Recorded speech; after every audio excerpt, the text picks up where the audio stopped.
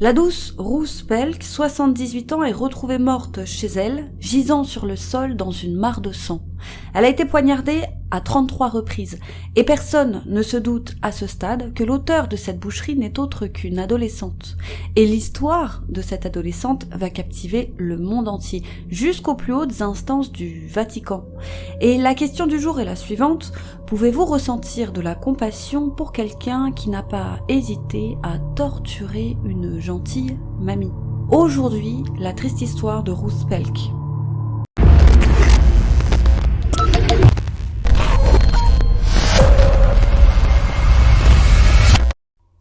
Direction les États-Unis, dans la ville de Gary, dans l'Indiana, par une belle après-midi de printemps de l'année 1985.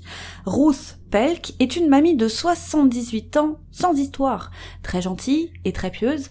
Elle est toujours prête à aider son prochain. Par exemple, elle rend souvent visite aux membres de l'église trop âgés ou trop malades pour sortir de chez eux. Elle accueille aux besoins des missionnaires et enseigne la Bible aux enfants du quartier.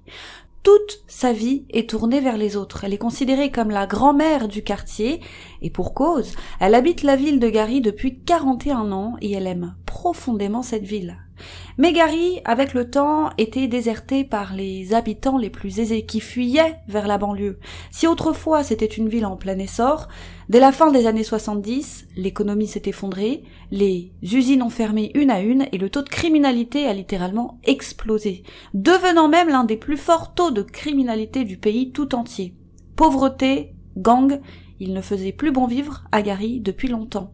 Mais le quartier de Glen Clark, où habite Ruth, est le dernier bastion de la ville encore relativement épargné par la criminalité. Les maisons abandonnées devenaient légion et les cambriolages avaient explosé. La pauvre Ruth avait été cambriolée 5 fois au cours des dernières années, y compris lorsque son défunt mari, Oscar, était encore en vie. Alors la famille de Ruth avait peur pour elle. Ils avaient finalement réussi à la convaincre de déménager. Sa fille, aidée de son beau-fils, Robert, s'était même engagée à s'occuper de toute la paperasse administrative. Mais voilà, il est difficile pour Ruth de quitter son quartier, ses voisins aussi qu'elle aime tant, sans compter qu'elle s'est toujours sentie investie d'une mission. Elle a toujours ouvert son cœur et son foyer aux enfants du quartier. Elle leur donnait des bonbons quand ils réussissaient à retenir ses enseignements bibliques. Elle découpait des personnages bibliques en feutre qu'elle collait à des planches pour leur donner vie. Alors finalement, Ruth se rétracte. Le soir du 13 mai 1985, c'est le lendemain de la fête des mères, elle appelle son beau-fils pour lui dire que finalement, et après réflexion, non, elle n'abandonnera pas sa maison ni les enfants du quartier. Qui les conduira à l'église si elle n'est plus là? Sans elle, ils seront perdus. Elle lui dit même « I stay here until I go there », à savoir « je resterai ici en attendant d'aller là-haut », à savoir au ciel. Mais voilà, par un cruel hasard du calendrier, son corps, criblé de coups de couteau, sera retrouvé à son domicile seulement 2 jours plus tard par Robert, son beau-fils. N'ayant pas réussi à la joindre la veille, il s'était déplacé jusque chez elle et il l'avait découvert baignant dans son sang. Et il ne faut pas longtemps aux policiers pour arriver sur les lieux. La scène de crime est d'une rare violence. La pauvre Ruth gît par terre dans son salon. Elle a été poignardée à 33 reprises. Hasard ou coïncidence, l'âge du Christ. Sa robe est trempée de sang et elle a une serviette sur le visage. Alors qui aurait pu s'en prendre à une femme aussi gentille et sans défense? Elle n'a aucun ennemi connu, alors dans l'esprit des enquêteurs, c'est forcément là l'œuvre d'un rôdeur. Ils pensent à un ou plusieurs hommes au casier judiciaire bien rempli. Un cambriolage qui aurait mal tourné, comme la maison est sans dessus-dessous, c'est forcément ce que se disent les enquêteurs. La rigidité cadavérique indique qu'elle est morte la veille, le 14 mai 1985, probablement en début d'après-midi. Et 2 choses vont intriguer les enquêteurs. Il manque la voiture de Ruth et sur le canapé, il y a une veste avec à l'intérieur une ordonnance de prescription de pilules contraceptives au nom d'une certaine Paula Cooper. Mais alors, qui est donc cette Paula Cooper? Les officiers se rendent vite compte que la veille au soir, la mère de cette Paula Cooper, une certaine Gloria Cooper, avait appelé le commissariat pour déclarer sa disparition car elle n'était pas rentrée de l'école.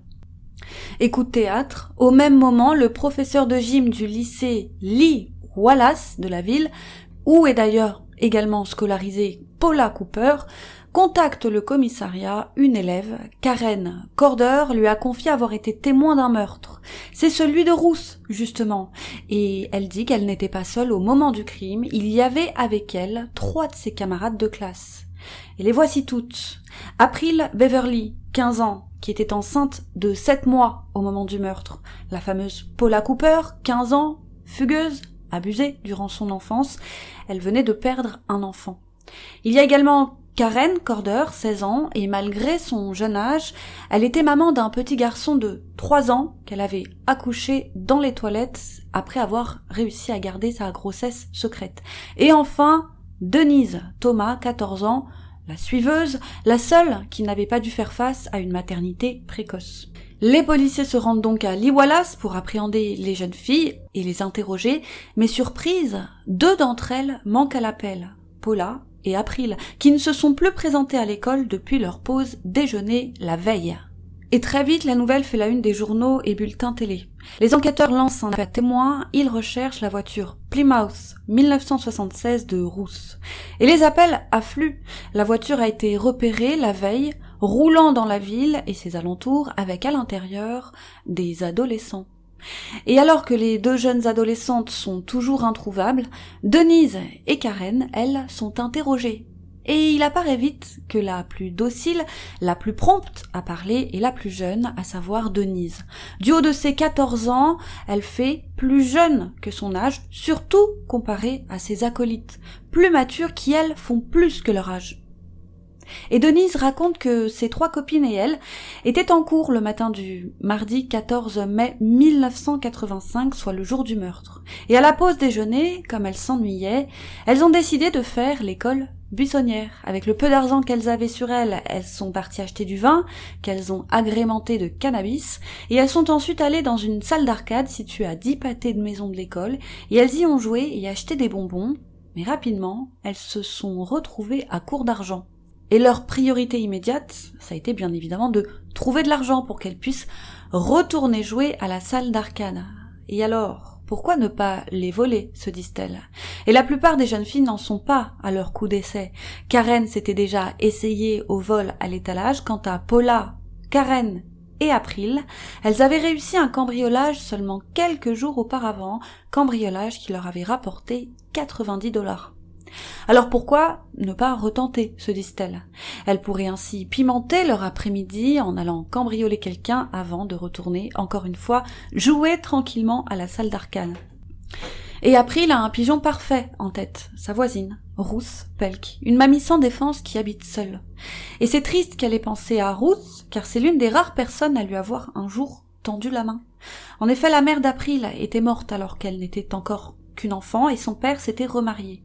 Et avec sa nouvelle épouse, il formait une famille recomposée avec pas moins de 11 enfants. Et la famille vivait dans une grande précarité. Les enfants étaient souvent livrés à eux-mêmes et Ruth n'hésitait pas à apporter à manger à la fratrie pour s'assurer qu'ils mangeaient bien à leur faim. Elle les accueillait aussi chez elle, avec d'autres enfants du quartier, pour leur apprendre la Bible, n'hésitant pas à leur donner de l'attention et des bonbons lorsqu'ils étaient sages. Et la seule chose que se dit April, c'est qu'il doit bien y avoir 2 ou 3 choses à voler chez elle. Alors marché conclu, les 4 adolescentes dans l'euphorie générale se rendent alors chez Ruth, sauf April, qui se cache derrière un Porsche en face car Ruth risque de la reconnaître. Ruth ne se méfie pas, et elle ouvre la porte aux 3 jeunes filles. Et elle demande à Ruth quand elle donne des cours bibliques. Mais Ruth ne donne plus de cours, mais toujours soucieuse d'aider son prochain, elle leur dit de revenir samedi avant de refermer la porte. Premier échec pour le groupe de filles qui retournent alors voir April. Elle décide alors de changer de proie et met alors un autre stratagème en place, un coup de poker aussi stupide qu'improbable, mais elles y croient.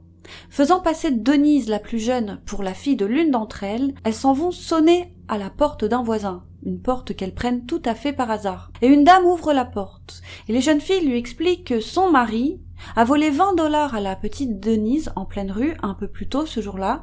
Elle précise qu'il était nu, et qu'elles viennent récupérer ces 20$. La femme ne les a pas crus une seconde et a aussitôt refermé la porte, se doutant que ce petit groupe n'était pas très net. Deuxième échec donc pour les filles. Le groupe se rend ensuite chez April, et April n'a de cesse de repenser à Ruth. Elle se souvient qu'elle gardait toujours un pot rempli de pièces et de billets chez elle. Et elle se souvient aussi que sa sœur gardait toujours une arme à la maison. Alors Paula et elle vont chercher cette arme chez April, mais elle ne la trouve pas. Puis April s'est souvenue d'un grand couteau de cuisine, alors elle part le chercher, il fera parfaitement l'affaire pour menacer la vieille dame. Paula le prend et le cache dans sa veste. Et au début, pas question de tuer la vieille dame, mais au pire de l'assommer. Alors elles affinent leur plan, elles vont cette fois lui demander plus d'informations sur les cours bibliques. Une nouvelle fois, April reste planquée. Les trois autres retournent frapper à la porte de Ruth. Ruth ouvre la porte et Karen, cette fois, demande « Ma tante veut savoir où se tiennent les cours bibliques. Pourriez-vous l'écrire sur un morceau de papier pour moi ?» Pas de problème, Ruth est heureuse de pouvoir les renseigner. Elle leur explique qu'elle n'enseigne plus, mais qu'elle connaît une dame. Alors elle les fait entrer et se dirige au salon qui mène à son bureau pour chercher de quoi noter son numéro. Ruth fait ainsi la grave erreur de les inviter chez elle. Et aussitôt la porte fermée, la pauvre Ruth se fait immédiatement attaquer. Paula fait l'erreur de poser sa veste sur le canapé, veste qui, souvenez-vous, contient une ordonnance de pilules contraceptives à son nom et veste qu'elle oubliera. Et alors que la pauvre Ruth est de dos, Paula lui serre le cou. « Donne-moi ton argent, salope !» lui dit-elle en la jetant par terre. Puis Paula toujours se saisit d'une sorte de vase posé sur la table du salon et le fracasse sur la tête de Ruth. C'est en tout cas ce qu'a déclaré Denise. Ruth est surprise, elle lève les yeux et elle lui dit, alors que du sang coule sur son visage, « Mais tu ne vas pas quand même me tuer ?»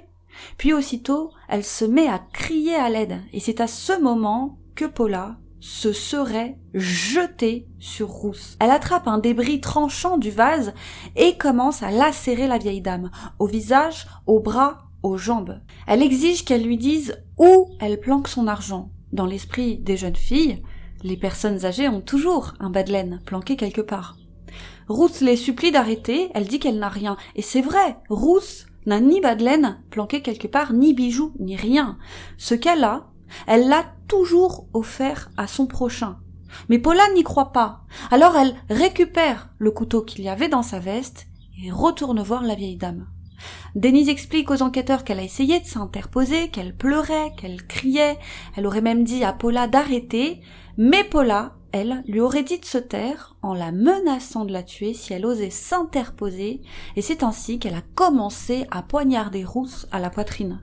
Mais voilà, malgré les coups de couteau, Ruth est toujours vivante. Elle est allongée sur le dos, elle suffoque, elle supplie les jeunes filles, elle leur dit « If you kill me, you will be sorry », ce qui signifie « Si vous me tuez, vous le regretterez ». Mais Paula s'en moque, rien n'arrête sa fureur, et elle continue à la poignarder avec une violence telle que l'un des coups va transpercer la poitrine de Ruth de bout en bout jusqu'à percer le parquet.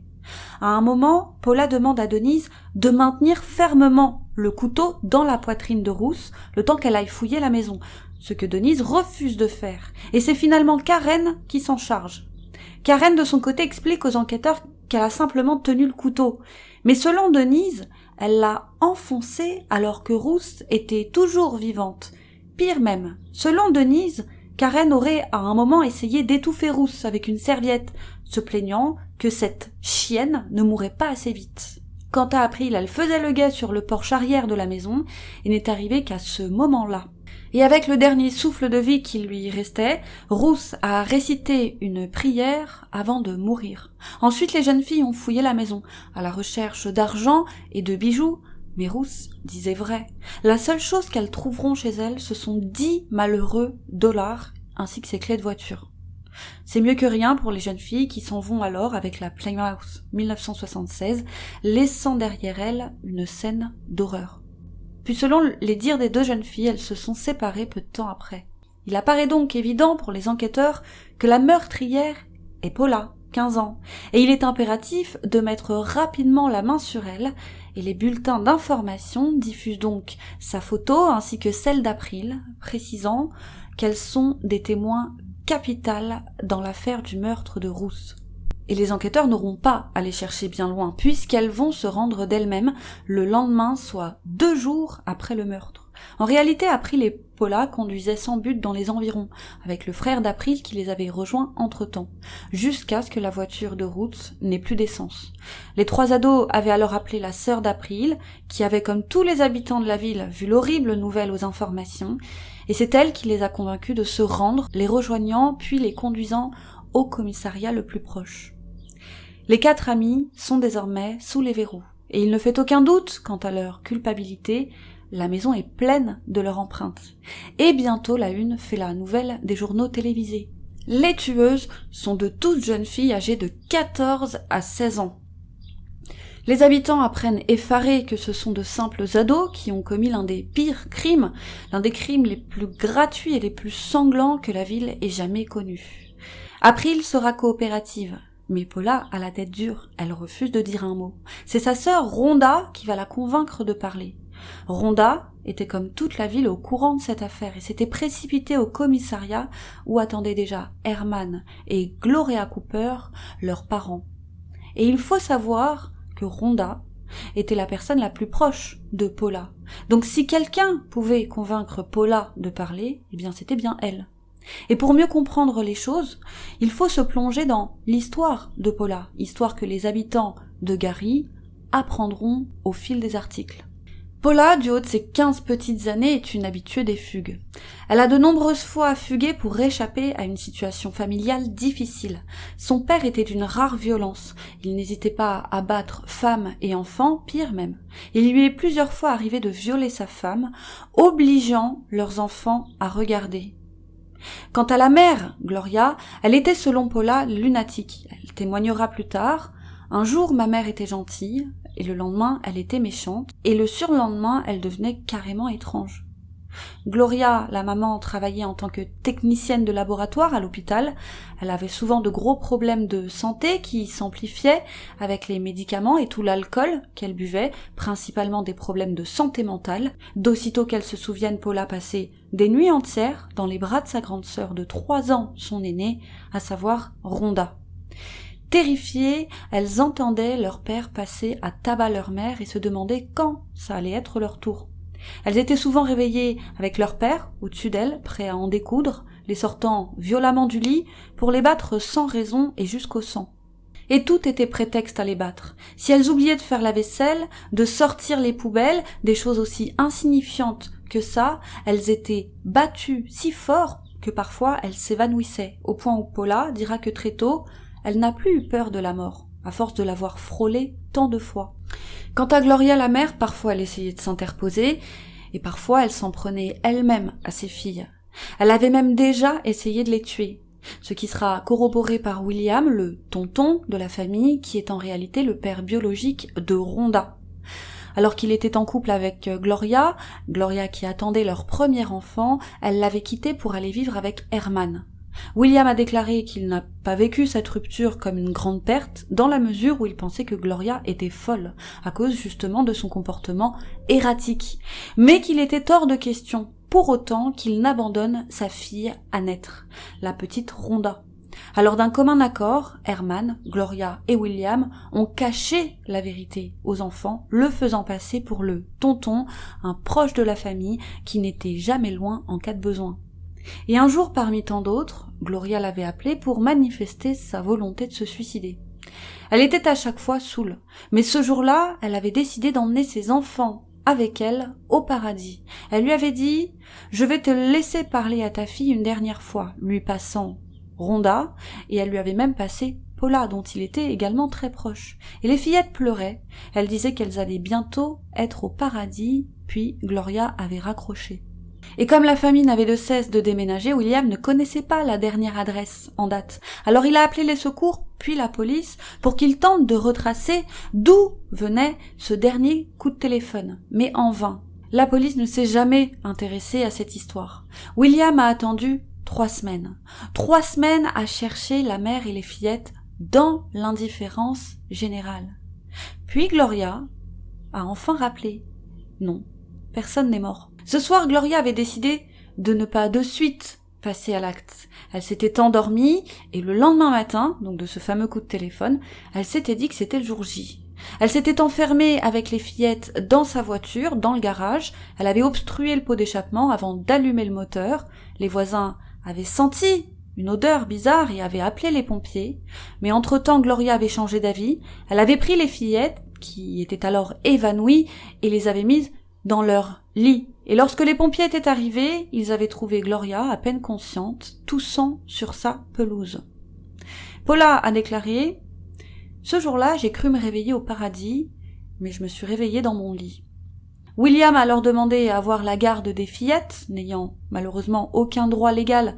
Il a supplié Gloria de les lui confier, le temps du moins qu'elle aille mieux, ce à quoi Gloria a répondu qu'elle préférait mourir. Gloria a passé son temps à dire aux fillettes qu'elles ne devaient rien attendre de la vie, de ce monde, et que seule la mort les délivrerait de ce fardeau qu'est la vie.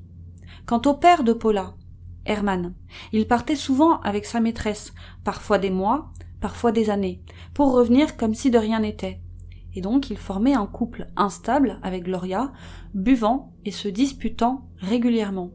Et très tôt, les fillettes avaient dû se débrouiller seules, le père étant absent et la maman travaillant de nuit.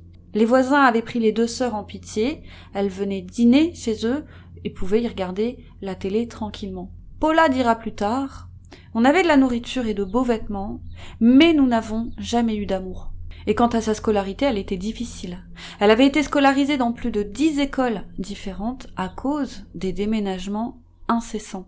Adolescente, Rhonda, qui, rappelons-le, est la plus âgée, a commencé à fuguer. Elle emmenait Paula avec elle, incapable d'abandonner sa petite sœur dans cette maison de fous. En 1982, elles avaient été arrêtées et envoyées dans un foyer de la ville de Gary, avant de vite être renvoyées chez elles. Donc toutes les deux n'ont eu de cesse de fuguer encore et encore. Mais lorsque Rhonda a appris que William était son père biologique, elle a fui le domicile pour aller vivre avec lui. Et jamais plus elle n'a vécu de situation de violence.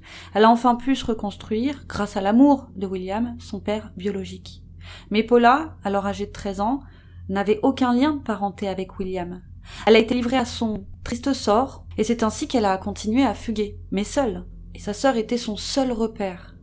Et ça a été un cataclysme pour elle. On venait de lui enlever la seule personne qu'elle aimait et qui l'aimait selon elle. Et ses parents n'ont rien trouvé de mieux à faire que de l'accuser d'être responsable du départ de sa sœur. Et Paula a été battue, encore, et pour un oui ou pour un non. Elle a dit qu'elle a tellement pleuré, encore et encore, qu'un beau jour, elle n'a plus versé aucune larme. Il y avait pourtant eu des signalements à son collège, et même plutôt dans les écoles qu'elle fréquentait. Elle avait sans arrêt des traces de coups, des brûlures, des entailles, alors qu'elle n'était encore qu'une enfant. Mais personne n'a levé le petit doigt, à l'exception d'un travailleur social qui un jour avait pris la peine de se déplacer jusqu'au domicile des Cooper. Mais Herman et Gloria l'avaient insulté, maudit et intimé l'ordre de partir. Le travailleur social avait fait remonter l'information. Selon lui, la petite Paula est en grand danger. Mais personne n'a donné suite. Et pendant ce temps, Gloria et Herman maudissaient leur fille, qui était selon eux une pure malédiction que le malin leur avait envoyée pour les punir. Rhonda venait à de très rares occasions passer le week-end chez Herman et Gloria pour soutenir Paula, mais ça se terminait toujours en dispute et dans la violence la plus totale, à tel point que William était un jour venu prendre Paula juste après que Rhonda ait fui la maison après une dispute. Il avait trouvé Paula sur le pas de la porte, en pleurs. Elle criait qu'elle allait tuer cette chienne, à savoir sa mère, et lorsqu'il s'est approché d'elle, elle l'a sauté dans ses bras, lui demandant si un jour sa mère allait la tuer, ce à quoi il a répondu que oui. Et tant pis s'il risquait la prison ce jour-là, il a pris Paula avec elle, jugeant que la vie de la jeune fille était vraiment en danger, l'emmenant alors chez lui dans l'Illinois.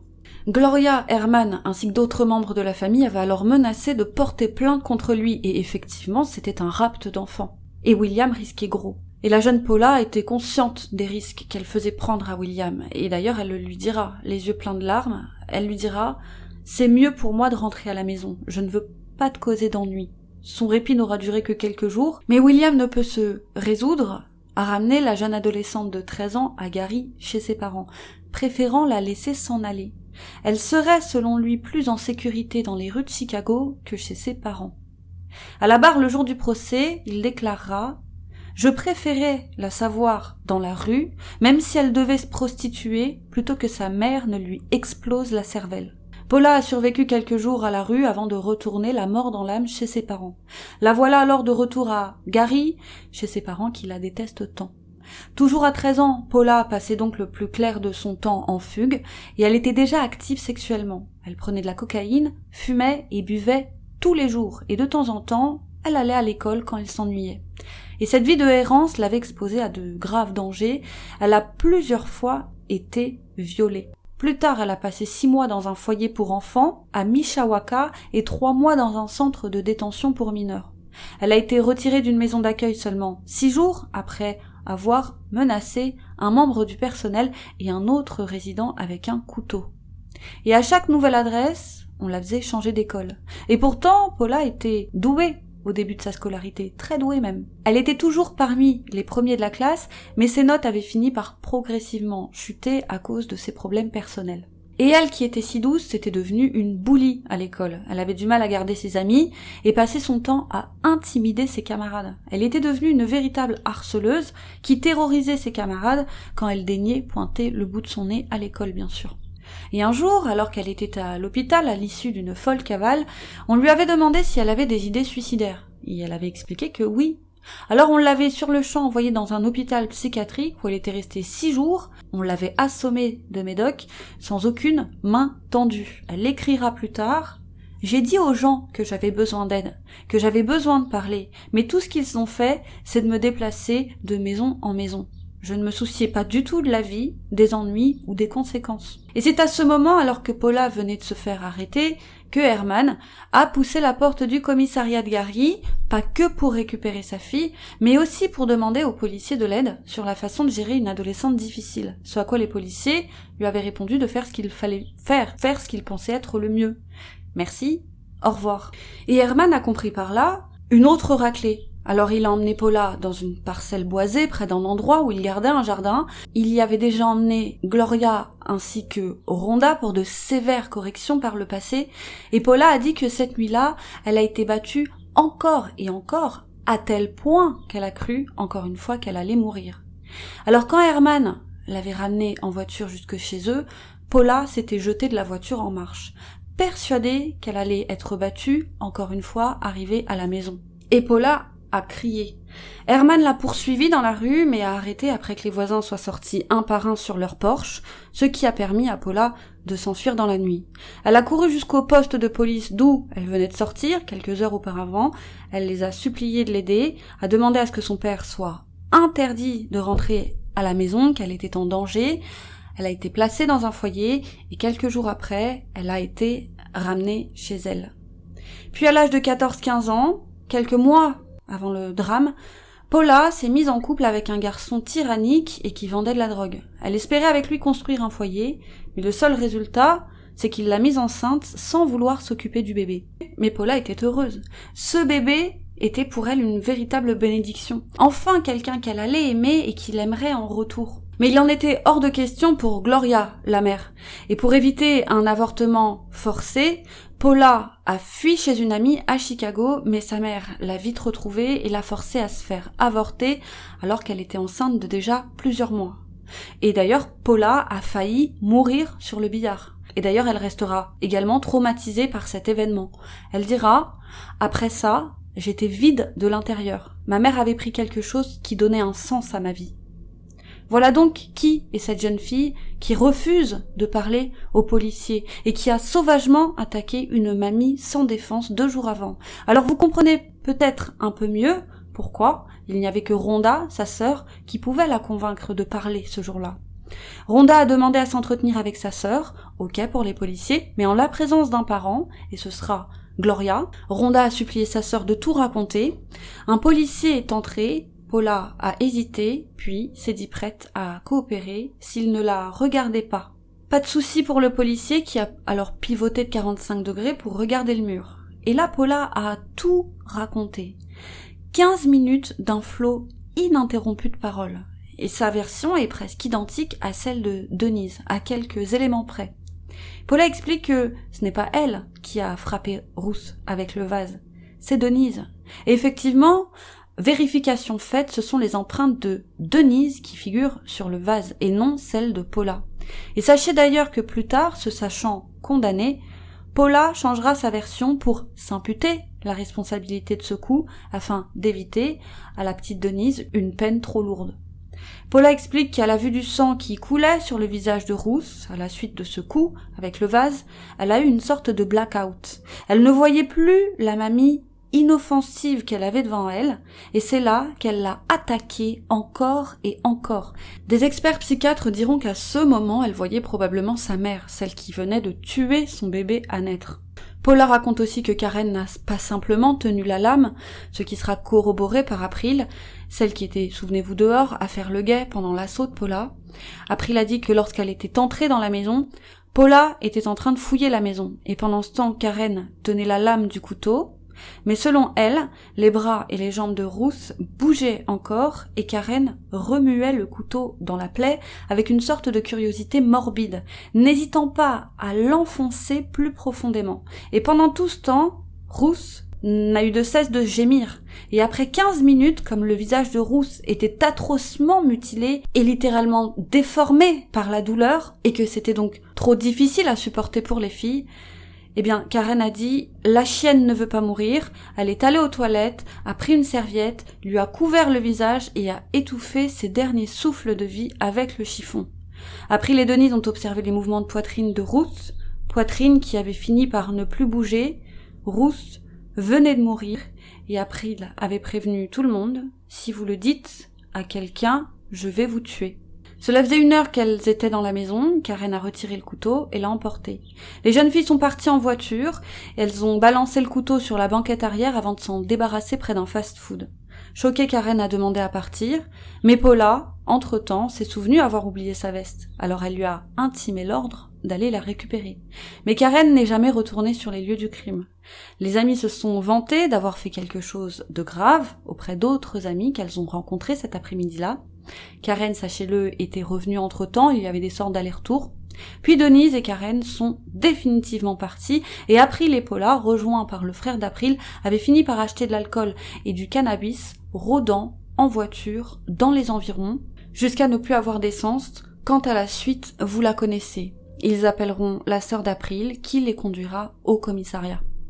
Et selon les enquêteurs, c'est probablement les versions de Paula et d'April qui sont les vraies. Denise et Karen ayant sans doute essayé d'amoindrir leur participation pour amoindrir leur peine. Au fur et à mesure, les détails sanglants fuitent dans la presse et les filles sont détestées. On réclame la peine de mort pour chacune d'entre elles. Pour nombre d'Américains, elles ne méritent pas de vivre. Et ce qui va encore plus accroître la haine des Américains, c'est que Paula, alors qu'elle vient tout juste d'être incarcérée dans un centre de détention pour mineurs, refait des siennes. Elle attaque plusieurs matons, à tel point qu'on la transfère dans une prison pour femmes du comté. Plus d'excuses de minorité pour elle. Et dans cette prison, plusieurs codétenus vont indiquer aux policiers qu'elle n'a de cesse de se vanter de son crime et qu'elle avait prévenu tout le monde, qu'elle n'hésiterait pas à recommencer. Et ces infos, lorsqu'elles filtrent dans la presse, vont, encore une fois, outrer davantage les Américains. Et les avocats de Paula lui conseillent de plaider coupable. L'année suivante, en 1986, les procès des jeunes filles ont lieu séparément. Elles écouperont toutes de peines lourdes, allant de 25 à 60 ans de prison. April Beverly, 15 ans, celle qui a servi de guetteur et qui a aidé la police à reconstituer les derniers instants de Ruth, a écopé de 25 ans de prison. Avec le jeu des remises de peine, elle a été libérée le 10 avril 1999. Elle a donc passé 14 ans derrière les barreaux. Denise Thomas, la plus jeune, 14 ans au moment des faits, c'est celle qui a cassé le vase sur la tête de Ruth, a écopé de 35 ans de prison avec le jeu des remises de peine. Elle est sortie de prison le 26 août 2003. Elle a donc passé 18 ans derrière les barreaux. Karen Corder, 16 ans au moment des faits, c'est celle qui a remué le couteau dans la plaie et qui a étouffé Ruth. Elle a été condamnée à 60 ans de prison. Elle ne verra plus jamais la lumière du jour puisqu'elle mourra d'une maladie en prison à l'âge de 39 ans le 30 décembre 2008. Quant à Paula, Lors de son procès, le procureur demande, malgré son jeune âge, la peine de mort. Selon lui, Paula Cooper est tout simplement inadaptée socialement. Elle n'éprouve aucun remords et de ce fait, elle est sans espoir de réhabilitation. En d'autres termes, elle est et restera un danger pour la société toute sa vie.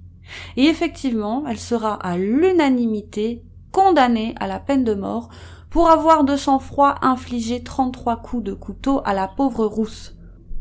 Elle devient alors la plus jeune condamnée à la chaise électrique du pays tout entier. Et une question commence alors à émerger çà et là dans les presses du pays tout entier. Est-ce moral de condamner un adolescent à la peine de mort ? Malgré la brutalité du crime, de nombreuses personnes à travers le pays vont prendre sa défense, y compris le propre petit-fils de Ruth, un certain Bill Pelk. Bill a déclaré que pendant plus d'1 an après le meurtre de sa grand-mère, il n'a eu de cesse de repenser à la façon dont elle était morte.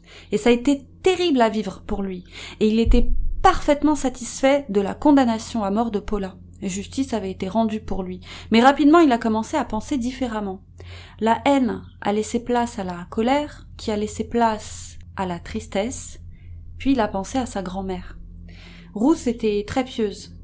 Et elle lui avait toute sa vie enseigné la Bible, le pardon. Et selon lui, jamais elle n'aurait voulu tout ça. Il se souvient que le grand-père de Paula était venu assister au procès et le vieil homme pleurait en silence sur sa chaise. Il pleurait parce qu'il savait que sa petite fille allait bientôt mourir sur une chaise électrique. Alors Bill a dit « Ma grand-mère n'aurait jamais voulu que ce vieil homme assiste à la mort de sa petite fille adolescente. C'était contre ses croyances. » Et plus le temps passait, et plus Bill devenait convaincu que sa grand-mère aurait eu une attitude d'amour et de compassion envers Paula. Il a dit, je cite, « Ma grand-mère aurait été consternée que cette fille soit dans le couloir de la mort. J'étais convaincu sans l'ombre d'un doute que ma grand-mère aurait voulu que j'aie le même amour et la même compassion qu'elle aurait eu. Et au début, je n'en avais pas. Mais j'étais tellement convaincu que c'est ce qu'elle aurait voulu que dans une courte prière, j'ai supplié Dieu. Dieu, s'il te plaît, donne-moi de l'amour et de la compassion pour Paula Cooper et sa famille. » Et selon lui, sa prière aurait été exaucée 3 mois après la condamnation à mort. On ne peut pas, selon lui, payer toute sa vie pour des actions, aussi ignobles soient-elles, commises au sortir de l'enfance. Lui qui est croyant croit au pardon et à la rédemption. Dès lors, il sera l'un des plus fervents défenseurs de Paula Cooper à la surprise générale. Et il jouera un rôle important, si ce n'est le plus important, dans la décision qui sera prise des décennies plus tard de libérer Paula. Et ça, on y reviendra. Et en parallèle, aussitôt le verdict de condamnation à mort rendu, le cas Paula Cooper a pris de plus en plus d'ampleur. Encore une fois, cette affaire pose une question morale, celle de la jeunesse de l'accusé, du pardon, de la rédemption et du droit à avoir une deuxième chance. Et le cas Paula Cooper divise. Une pétition va être lancée pour commuer sa condamnation à mort en une peine de prison à vie, et elle va réunir 2 millions de signatures. Le pape Jean-Paul II va lui-même plaider pour sa cause.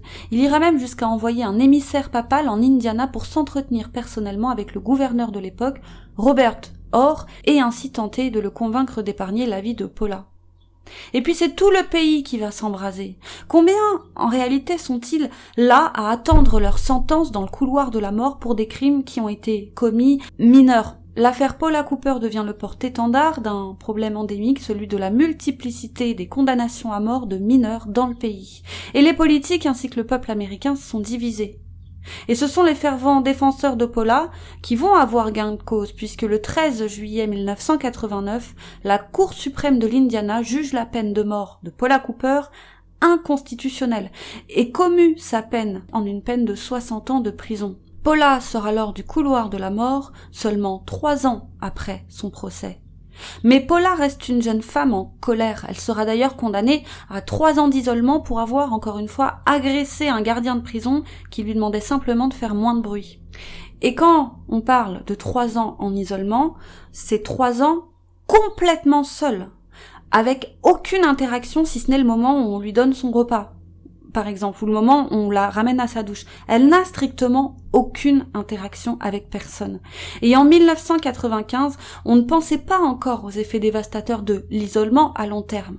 On sait aujourd'hui qu'il a des effets parfois irréversibles sur celles et ceux qui subissent cet isolement. Altération des sens, déstabilisation des repères spatio-temporels, décompensation psychologique, c'est comme si le cerveau explosait de l'intérieur. À rester seul trop longtemps, on devient fou. D'ailleurs, considérant l'isolement de longue durée comme étant un traitement inhumain et dégradant, le Conseil de prévention de la torture du Conseil de l'Europe, donc là nous ne sommes plus aux États-Unis, nous sommes en Europe, a depuis insisté pour que l'isolement ne soit plus utilisé qu'à titre exceptionnel et que sa durée soit la plus courte possible avec des voies de recours effectives. Le cas Kalief Browder, je vous en parle souvent parce que cette histoire, c'est l'une des plus touchantes qui m'ait été donnée de voir, deviendra bien des années plus tard le porte-étendard de ces problèmes de mise à l'isolement qui s'éternisent sur des années. Kalief, après avoir été accusé à tort d'avoir volé un pauvre sac à dos, avait été placé au total 2 ans à l'isolement, après qu'il s'était simplement défendu contre des assaillants en prison. Il finira avec de graves séquelles psychologiques, se parlant à lui-même, le conduisant au suicide peu de temps après sa libération. Et d'ailleurs, ce n'était même pas lui qui avait volé ce sac à dos. Le pauvre avait simplement été confondu avec un autre, et comme il avait toujours refusé de plaider coupable pour sortir de prison, eh bien on l'y avait laissé. Mais à l'époque de Paula, on ne se posait aucunement de questions sur les effets de l'isolement à long terme. Donc Paula y passera 3 années. Et c'est pendant ces 3 ans qu'elle fera le point sur elle-même. Elle a dit, il était temps de s'asseoir et de réfléchir. Et tout a changé. C'était une autre femme. Les matons eux-mêmes le diront. C'était une autre femme qui était sortie de l'isolement. Une femme plus apaisée. À sa sortie de l'isolement, elle entamera même des études, obtenant ainsi un GED, un diplôme professionnel, et en 2001, elle aura son baccalauréat. Et Paula n'est désormais plus une adolescente, c'est une femme. Selon elle, c'est sa bêtise, son jeune âge et sa vie difficile qui l'ont amenée à commettre l'un des pires crimes que le pays ait connu. Et elle le regrette. Elle était à l'époque rongée par la haine, mais il ne se passe pas un jour, selon elle, sans qu'elle ne regrette profondément ce qu'elle a fait. Et il y a une phrase qui la hante matin, midi et soir, c'est les dernières paroles de Ruth. « If you kill me, you will be sorry ». Et Ruth, dans une sagesse infinie, avait raison. Une conscience retrouvée ne peut se libérer d'un tel crime. Et Paula est devenue, comme je vous le disais, douce et gentille. La même douceur et la même gentillesse qu'elle éprouvait quand elle était petite. Elle a enseigné à d'autres prisonniers les arts culinaires et était devenue un véritable leader pour les détenus.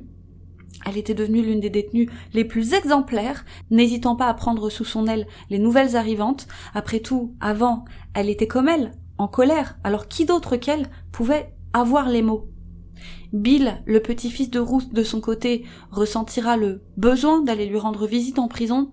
Il veut la comprendre, sans jamais pour autant lui demander pourquoi elle a commis cet horrible crime, car selon lui, il n'y a pas de bonne réponse à ça. Et c'est ainsi que tous les deux échangeront des courriels hebdomadaires pendant des années. Et Bill en est sûr. Paula a de sincères remords. Bill a déclaré, je cite, « Elle aurait agi autrement si c'était possible. Elle sait qu'elle doit vivre avec ça le reste de sa vie. Elle sait qu'elle a pris quelque chose de précieux à la société et elle veut essayer de le redonner.